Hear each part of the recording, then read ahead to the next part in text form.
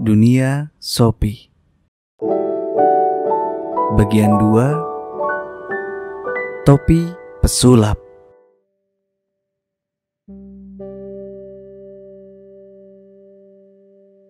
Sophie yakin dia akan mendapat kabar dari penulis surat tanpa nama itu lagi. Dia memutuskan untuk tidak menceritakan kepada siapapun tentang surat-surat itu untuk saat ini. Di sekolah, dia sulit memusatkan perhatian pada apa yang dikatakan guru. Tampaknya mereka hanya membicarakan hal-hal yang tidak penting. Mengapa mereka tidak membicarakan apakah manusia itu atau tentang apakah dunia itu dan bagaimana ia menjadi ada? Untuk pertama kalinya, dia mulai merasa bahwa di sekolah dan juga di tempat-tempat lain, orang-orang hanya mengurusi hal-hal remeh. Padahal sesungguhnya ada masalah-masalah besar yang harus dipecahkan. Apakah ada seseorang yang dapat menjawab pertanyaan-pertanyaan ini? Sophie merasa bahwa memikirkan hal tersebut jauh lebih penting daripada menghafal perubahan bentuk kata kerja tak beraturan. Ketika bel berbunyi setelah pelajaran terakhir, dia buru-buru meninggalkan sekolah sehingga Joanna harus berlari mengejarnya. Tak lama kemudian, Joanna bertanya, "Kamu mau ikut main kartu malam ini?" Sophie mengangkat bahunya. "Aku tidak begitu tertarik lagi pada permainan kartu." Joanna kelihatan kaget. "Kamu tidak tertarik? Kalau begitu, mari kita main badminton." Sophie menatap jalan aspal di bawah, lalu memandang kawannya. "Kukira aku juga tidak ingin main badminton." "Ah, bercanda kamu." Sophie menyadari ada nada kecewa pada suara Joanna. "Maukah kamu memberitahuku apa yang tiba-tiba jadi begitu penting?" Sophie hanya menggelengkan kepalanya. "Itu rahasia." "Wah, kamu mungkin sedang jatuh cinta." Kedua gadis itu terus berjalan beberapa saat tanpa mengucapkan sesuatu. Ketika mereka tiba di lapangan sepak bola, Joanna berkata, "Aku mau menyeberang lapangan saja."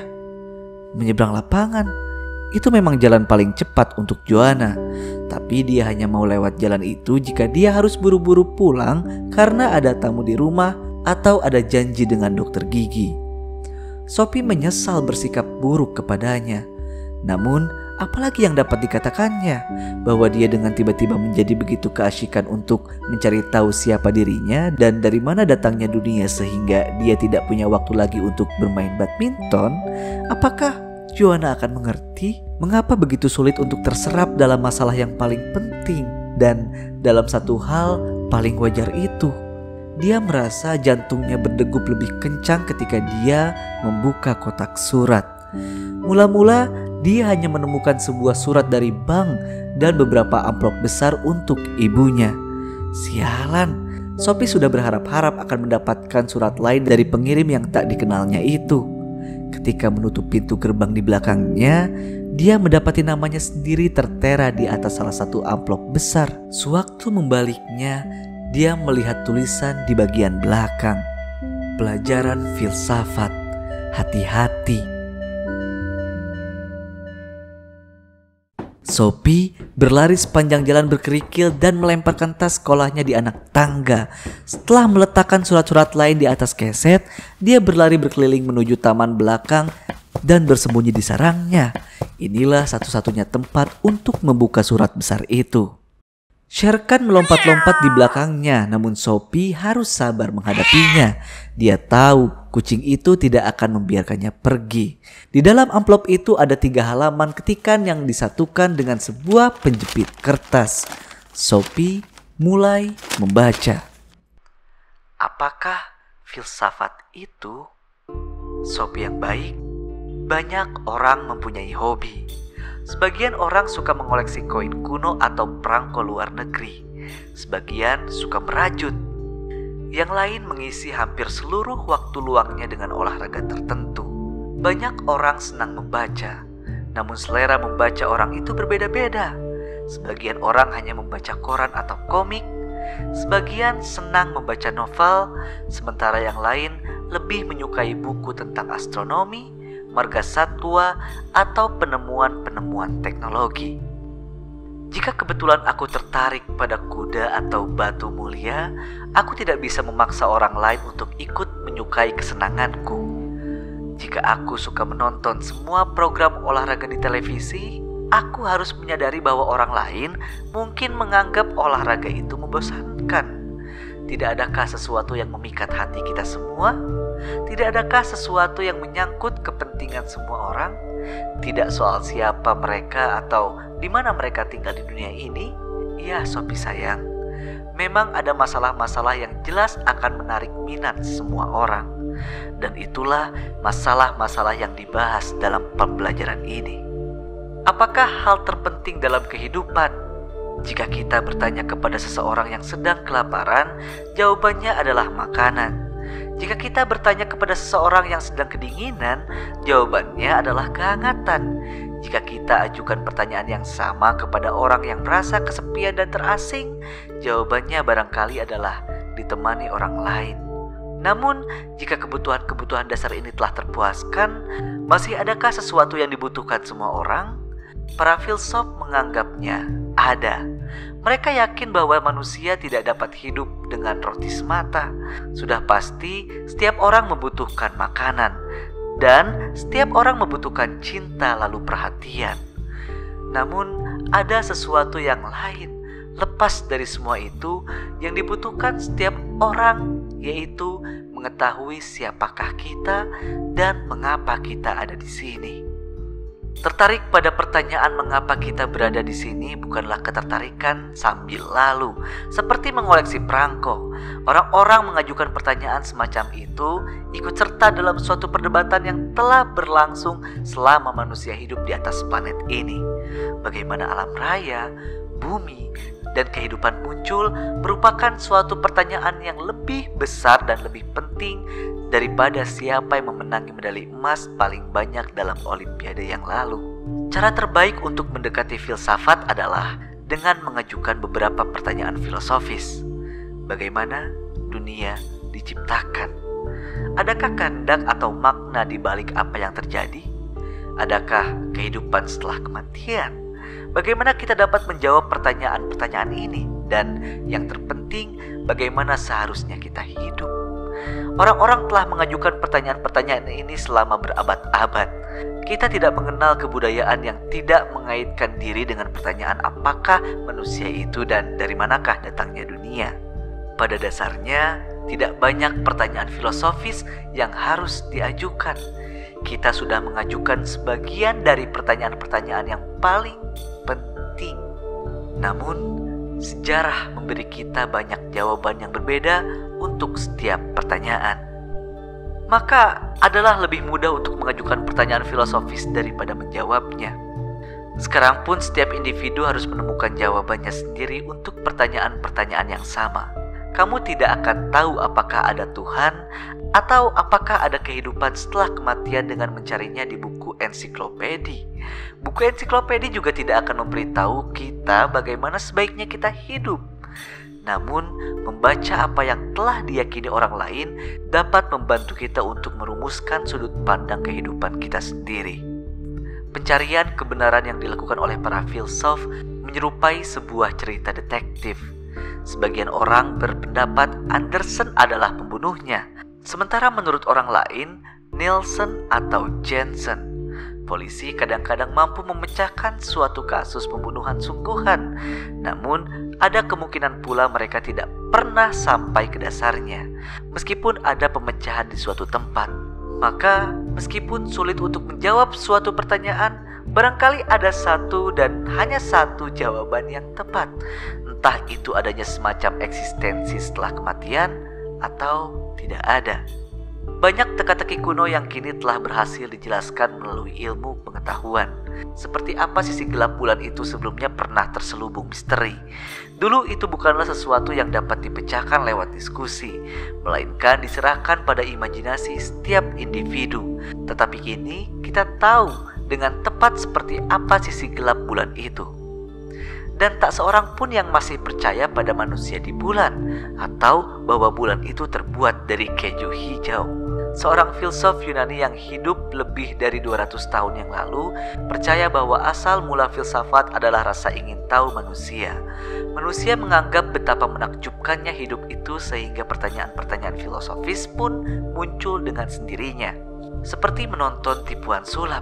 Kita tidak mengerti bagaimana tipuan itu dilakukan, maka kita bertanya bagaimana pesulap itu mengubah sepasang selenda sutra putih menjadi seekor kelinci hidup. Banyak orang menjalani pengalaman di dunia dengan ketidakpercayaan yang sama, seperti kita seorang pesulap dengan tiba-tiba menarik seekor kelinci dari topinya. Padahal sebelumnya telah ditunjukkan bahwa topi itu kosong. Karena kasus kelinci, kita tahu bahwa pesulap itu telah memperdaya kita. Yang ingin kita ketahui hanyalah bagaimana dia melakukannya. Tapi jika menyangkut dunia, masalahnya agak berbeda. Kita tahu bahwa dunia bukanlah hasil sulapan tangan dan tipuan, sebab kita berada di sini, di dalamnya. Kita merupakan bagian darinya. Sesungguhnya kita adalah kelinci putih yang ditarik keluar dari topi. Satu-satunya perbedaan antara kita dan kelinci putih itu adalah bahwa kelinci tidak menyadari dirinya ikut ambil bagian dalam suatu tipuan sulap. Tidak seperti kita. Kita merasa kita adalah bagian dari sesuatu yang misterius dan kita ingin tahu bagaimana cara kerjanya.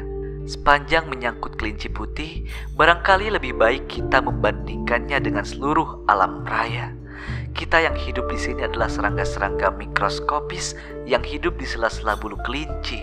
Namun, para filsuf selalu berusaha untuk memanjat helaian-helaian lembut bulu binatang itu untuk dapat menatap langsung ke mata si tukang sulap. Apakah kamu masih menyimak, Sophie? Bersambung.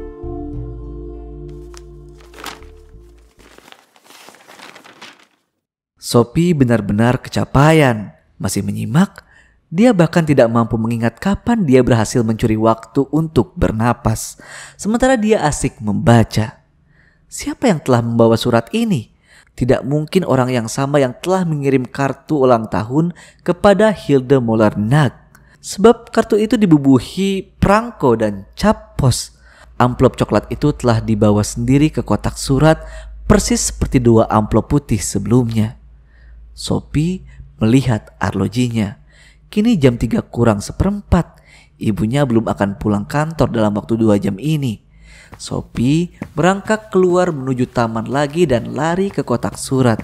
Barangkali masih ada surat lain. Dia menemukan satu lagi amplop coklat dengan namanya tertera di situ.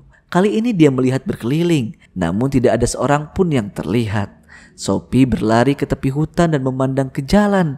Tidak ada seorang pun di sana. Tiba-tiba dia mengira dirinya mendengar bunyi ranting jatuh di dalam hutan.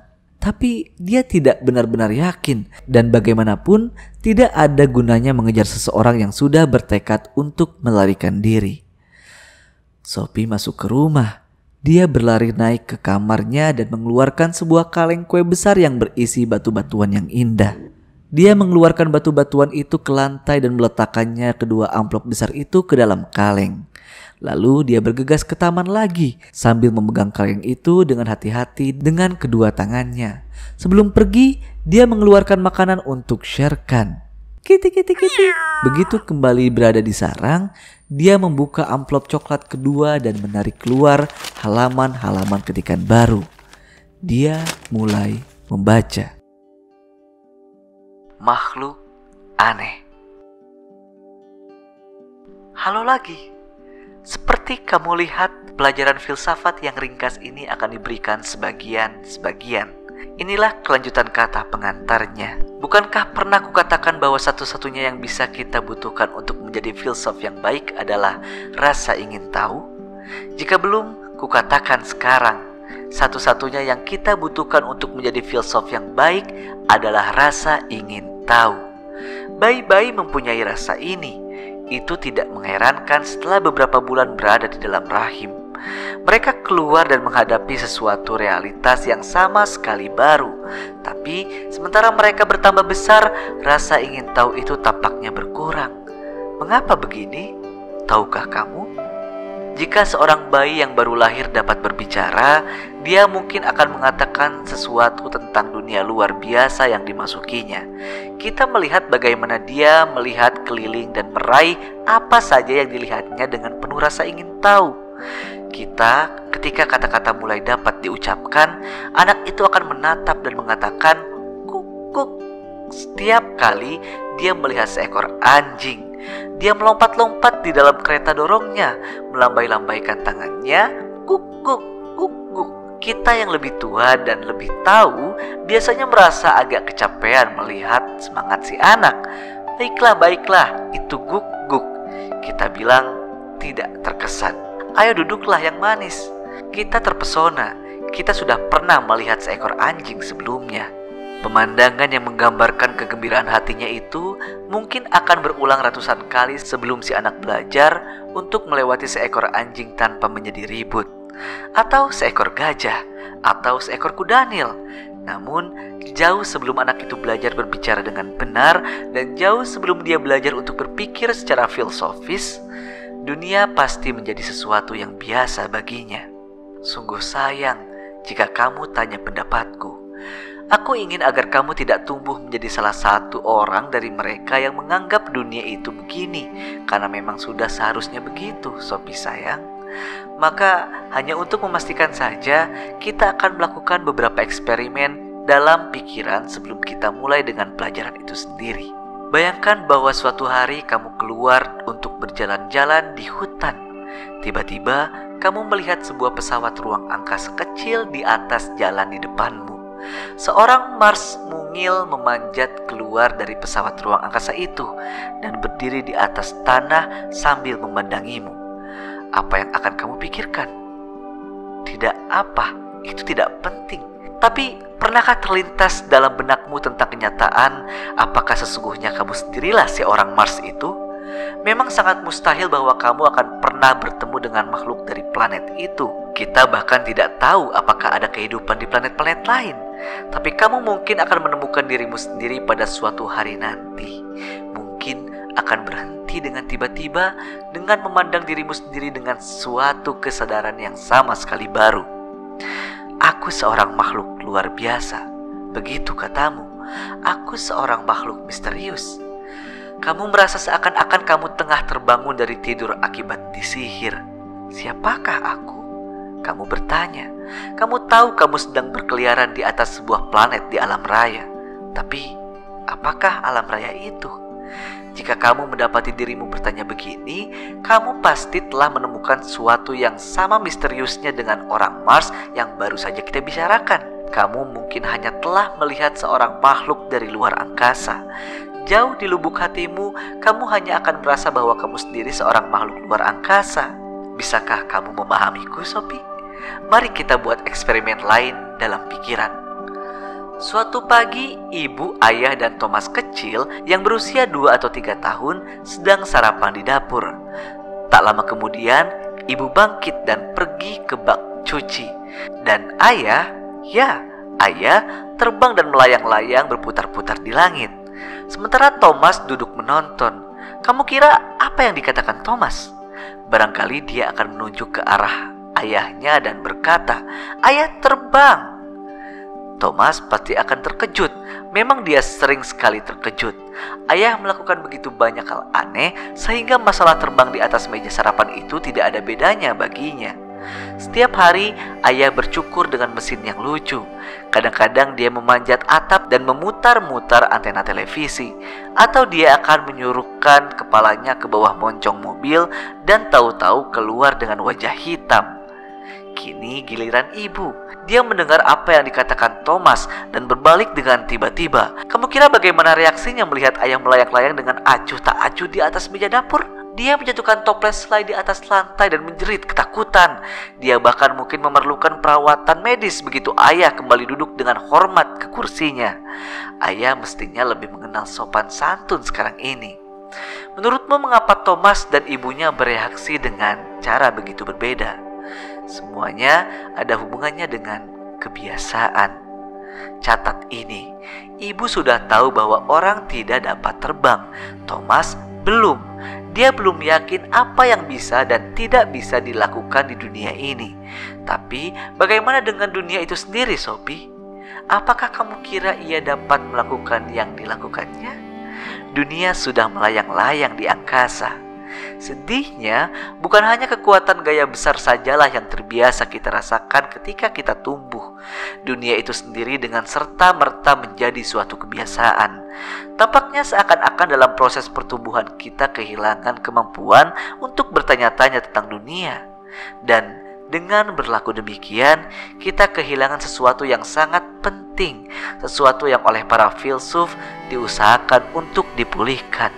Sebab di suatu tempat dalam diri kita sendiri ada sesuatu yang mengatakan kepada kita bahwa kehidupan merupakan sebuah misteri yang sangat besar. Inilah sesuatu yang pernah kita alami jauh sebelum kita belajar untuk memikirkan pemikiran itu. Untuk lebih tepatnya, meskipun pertanyaan-pertanyaan filosofis itu mengganggu benak kita semua, tidak semua kita menjadi filsuf. Karena berbagai alasan, kebanyakan orang begitu disibukkan oleh permasalahan sehari-hari, sehingga keheranan mereka terhadap dunia tersuruk ke belakang. Mereka merayap jauh ke dalam bulu-bulu kelinci, meringkuk dengan nyaman, dan tinggal di sana sepanjang hidup mereka. Bagi anak-anak, dunia dan segala sesuatu di dalamnya itu baru, sesuatu yang membangkitkan keheranan mereka. Tidak demikian halnya bagi orang-orang dewasa. Kebanyakan orang dewasa menerima dunia sebagai sesuatu yang sudah selayaknya demikian. Disinilah tepatnya para filsuf itu menjadi tokoh istimewa. Seorang filsuf tidak pernah merasa terbiasa dengan dunia.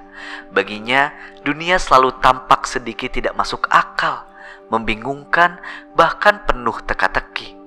Para filsuf dan anak-anak kecil karenanya sama-sama memiliki indera yang penting. Kamu boleh mengatakan bahwa sepanjang hidupnya seorang filsuf selalu menjadi seorang anak yang peka. Maka kini kamu harus memilih, Sophie.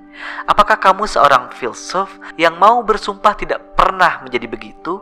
Jika kamu hanya menggelengkan kepalamu, tidak mengakui dirimu sebagai seorang anak ataupun seorang filsuf, kamu telah menjadi begitu terbiasa dengan dunia, sehingga dunia itu tidak lagi mengherankanmu.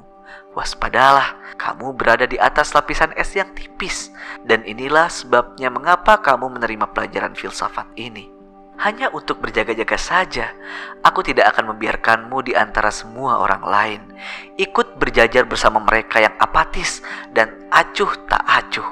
Aku ingin kamu selalu ingin tahu. Seluruh pelajaran ini gratis, maka kamu tidak akan kehilangan uangmu kalau kamu tidak menyelesaikannya. Jika kamu lebih suka menghentikan pelajaran, kamu bebas untuk melakukannya. Kalau memang demikian, kamu harus meninggalkan pesan untukku di kotak surat. Seekor katak hidup, bolehlah sesuatu yang berwarna hijau. Paling tidak, supaya pengantar surat tidak menjadi ketakutan.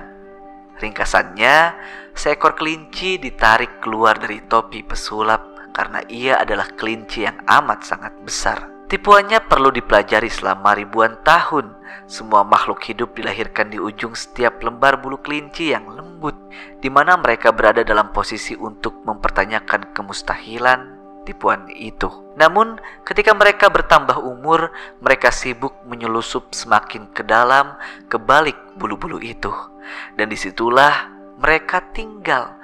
Mereka merasa begitu nyaman sehingga mereka tidak mau mengambil resiko untuk memanjati kembali bulu-bulu halus itu. Hanya para filsuf yang mau bersusah payah menjalani ekspedisi berbahaya ini. Sebagian di antara mereka jatuh bertumbangan, namun yang lain tetap bertahan mati-matian dan meneriaki orang-orang yang terbuai di tengah kelembutan yang nyaman, menjejali diri mereka dengan makanan dan minuman lezat. Ibu-ibu dan bapak-bapak, mereka berteriak, "Kami melayang-layang di angkasa." Namun tak seorang pun di antara mereka yang peduli. Gerombolan pembuat onar, kata mereka. Dan mereka yang terus berceloteh, "Tolong ambilkan menteganya ya. Seberapa banyak saham kita naik hari ini? Berapa harga tomat ya?"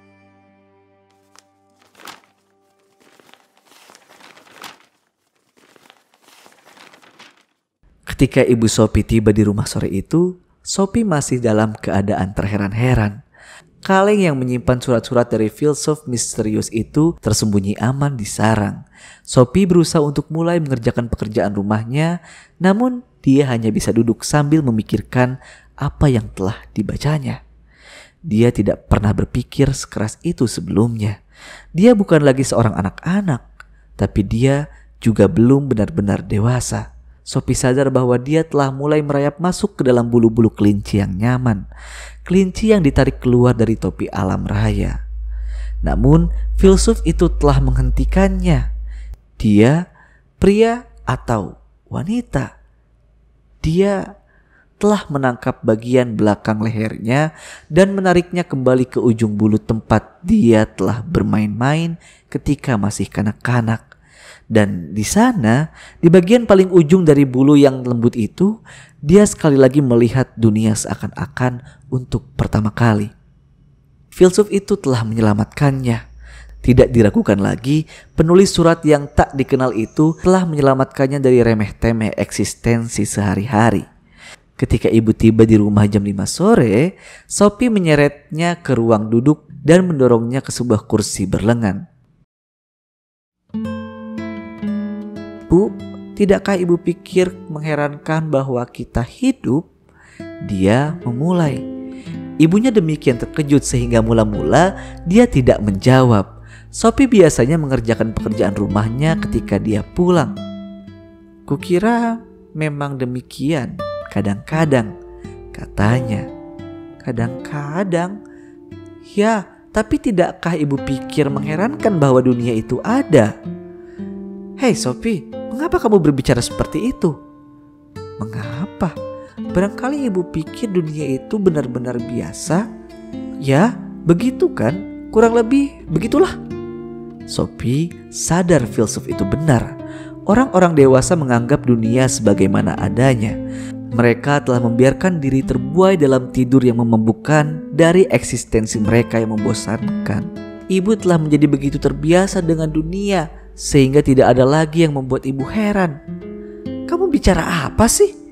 "Aku sedang membicarakan menjadi terbiasa dengan segala sesuatu, sama sekali suram dengan kata lain."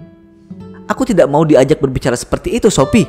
"Baiklah, aku akan mengemukakan dengan cara lain. Ibu telah membiarkan diri ibu keenakan meringkuk jauh di dalam bulu-bulu seekor kelinci putih yang ditarik keluar dari topi pesulap alam raya saat ini. Dan tak lama lagi ibu akan memasak kentang, lalu ibu akan membaca koran, dan setelah tidur siang setengah jam ibu akan lihat berita di televisi." Kekhawatiran membayang di wajah ibunya. Dia memang pergi ke dapur dan memasak kentang. Tak lama kemudian dia kembali ke ruang duduk, dan kali ini dialah yang mendorong Sophie ke sebuah kursi berlengan. "Ada sesuatu yang harus kubicarakan denganmu," dia memulai. Sophie dapat menyimak dari suaranya bahwa itu sesuatu yang serius. "Kamu mulai minum obat terlarang? Iya kan sayang?"